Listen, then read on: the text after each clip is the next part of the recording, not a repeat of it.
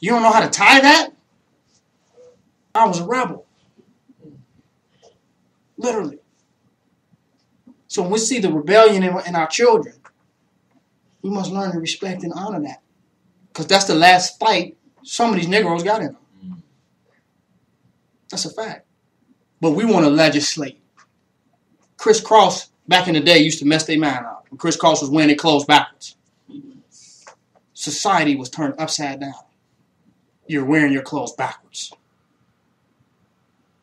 Now, it wasn't because they couldn't run in them. It was because it attacked the standard of white supremacy. We need to attack all of the white supremacist standards. It's called the freedom test. Anything that we do, short of hurting our own people, is a test of freedom. Do y'all hear what I'm saying? We got to have freedom tests. We have to test the level of freedom that we have from that matrix. It got to be tested. Many people say, I'm not with it. I'm with the black movement. Let's test it. Brother came up here, not wearing no shirt. In the wintertime. Some people tried to get on him. I had to stop them. Who said you had to wear a shirt in the wintertime? Who told you that? Y'all don't want to see all that black nigga chest and back? You would prefer him to put on a white shirt to match the white snow. I mean, we got to look at this. We have become very, very civilized in a way that supports the institutionalization of white supremacy. We got to get out of that. But we must be organized in our own way that ensures what? Freedom and success. Bottom line. Some people say we want to be organized, but they're imitating white supremacy. Not the same thing. Being neat is not being organized. Do y'all hear me? Being neat is not being organized. Back in the day when I had a lot of papers, and I got rid of all my papers, and now I just do everything. I don't have any paperwork. I don't even use paper. I can use a computer for what I need. Back in the day when I used to have paper, I used to throw that stuff all over the house. And I knew where it was. I knew where it was. So my disorganization was a higher form of organization where people could not even figure it out. It looks like it's nothing. But I could tell where everything was. I could tell if somebody even read a page.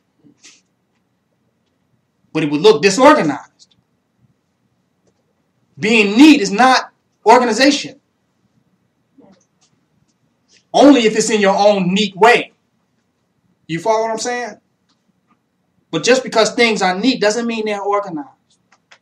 You go into a jungle, you see people out everywhere, but they move in a way at key points that's superiorly organized against those who move against them. So we appear to be disorganized, but our enemies find out that there's a higher form of organization that they could not figure out, and it should be like that.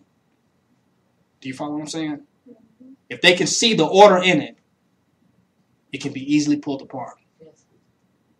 So if we try to make things look like how their stuff looks, what happens? They understand it.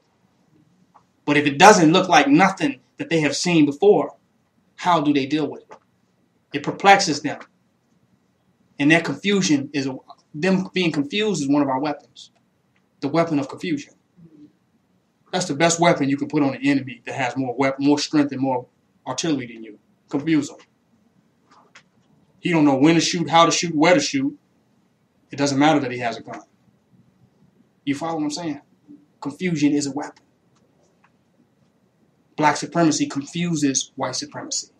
People, white supremacists orientated, don't understand it. What's going on here? And not until they kill the white mind will they say, well, I see. It's peaceful. That's what's going on here. It's harmony here. For this to be so seemingly disorganized, we need institutions outside of ourselves less than those who appear more organized. Ain't that heavy? That's deep. These organized entities that will swear their households and all is more organized, they need to call the police once a week. They need institutions to survive, to maintain the order within their household. And it's 3 people. It's 3 people, but if they don't make that police call, it's going to be a problem. They need an outside institution to maintain a 4-people household. Because their son decides he's going to act crazy on Tuesday. Do you understand what I'm saying? They need mental institutions by statistics. If it's 20 people, one of them need a mental treatment. Do you hear what I'm saying? It's 50 people here and everybody's peaceful. Why is that? You know why? Because it's based on black supremacy. Do y'all hear what I'm saying? This is a higher order for black people than what his system has to offer. His system produces insanity for us. His system of thought produces craziness for us. It's always been crazy for us. His world. Our world represents perfect order for us. But it makes us understand ourselves deeper and stop looking at ourselves through the opticals and through the lenses of his perspective. We need a different look. But it's going to take courage. Because we fear the white man. But it's the fear in us that we should fear. Because the fear in us creates the lack of integrity that brings the white man in. Do you hear what I'm saying? I fear this brother. I fear this sister. I fear my children not learning. I fear this. I fear that. I fear these herbs are not working.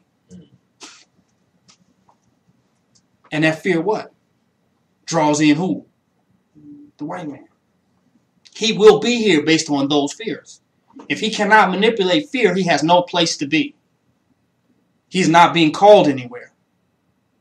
He's not being drawn or summoned into the space. Why? Because there's no fear. So our object is to move those with fear out of the space. Because he cannot be there. Do you hear what I'm saying? He cannot use or manipulate a space where there is no fear. Where the people are solid. We go in certain communities, as soon as we show up, they call the police. As soon as we go in the community, they call the police. Why is that? Because of fear. And there he is. And there he is, right? Where there's no fear in us, there will be no him. There is no place for him to be. We think we got to know this law, know that law. You either got to know security or insecurity. Them the only 2 laws you need to know. I'm about to save you a long legal study. I'm about to save you from reading the whole Black's Law Dictionary and all the statutes and all the UCCs. No security or insecurity. Either you are secure or you're insecure. There are no other options. There's nothing else. You can read all the law books in the world. If you are insecure, it's over with. You can have all the weapons, and you will fall on them and kill yourself if you are insecure. Because you got to be secure enough to hold a gun straight to shoot. If you're insecure, you're going to shoot little babies. Right? Yes, The only laws in this world is security or insecurity. When is the black man and woman going to choose to be absolutely secure about black supremacy? We secure about the relationships, what's going on in the temple with this person, that person. Insecurity. Are you secure? That's it. How many people know it's that simple? Are you secure?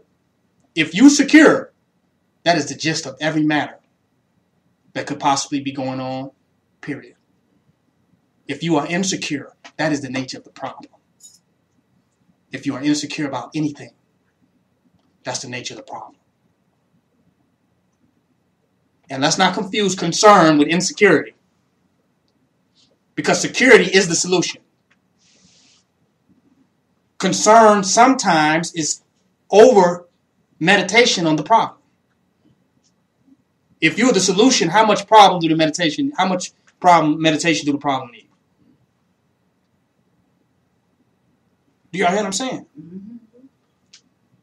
For example, I'm hungry. You secure enough to cook? Some people will meditate on that.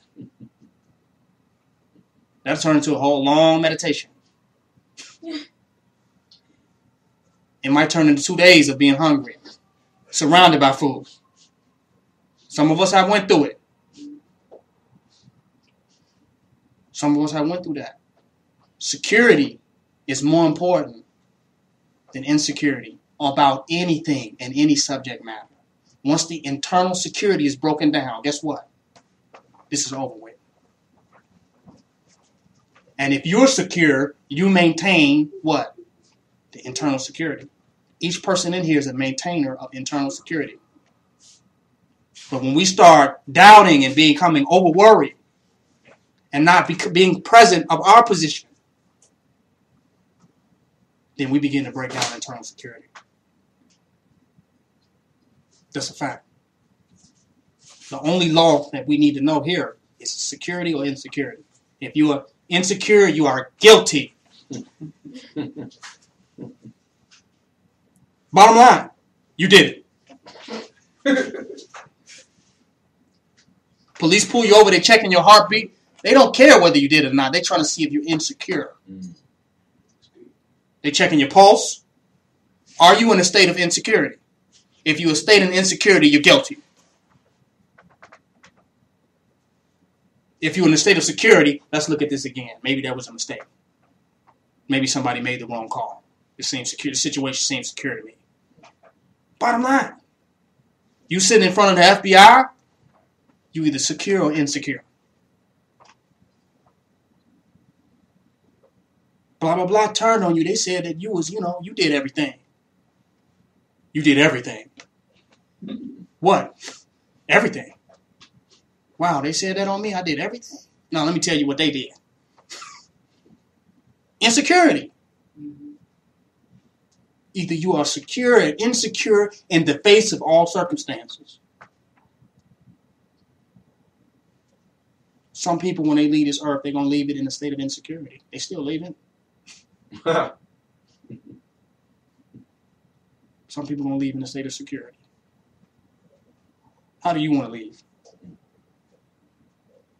In the samurai, the code they teach that the ending is very relevant. The end is very relevant. Some people say, oh, this is death teaching. You sound like Jim Jones. The end is very relevant. Because what God does not create an end. Because if you don't create one, then you must believe in somebody else's. You must be wide open. Am I correct? The end, without an end, you are left blank. You're left insecure. So when I say I'm going to die a black supremacist, that's not a suicidal thought. That's a complete life. Do you hear what I'm saying? I'm not going to die a white supremacist. Oh, save the one. Come on. So by the meditation on the death as a black supremacist, I live my life completely in every moment. Without change. With complete integrity. So when you get in these states of fear, ask yourself, if I die right now, would I be dying secure or insecure? In a moment of fear. Ask yourself that. Because through the insecurity, you will not escape death. You won't escape it. You'll just die insecure. That's a fact. Period. I don't care how many spirulinas you drink. Huh? I don't care how much green tea and phytoflavonoids and vitamin C you get. You're either going to die a slave or a black supremacist. Make your mind up. Make up your mind. Period. I don't care how much yoga you do, breathing exercises, even if it's at 180. You're going to die a slave or a black supremacist. You teach it. If you're God. That's the reality. You can do yoga in jail. I've done it. I've done it. I'm speaking from experience. I was spiritual in jail. Very spiritual. but I'm less spiritual as a free person.